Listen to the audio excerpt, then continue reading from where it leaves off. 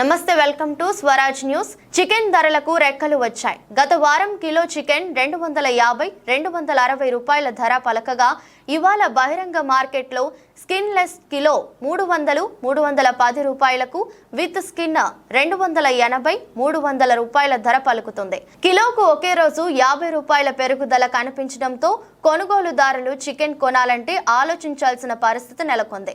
వర్షాలు పడడం, డిమాండ్కు తగ్గ ఉత్పత్తి లేకపోవడమే ధరల పెరుగుదలకు కారణమని వ్యాపారులు తెలుపుతున్నారు.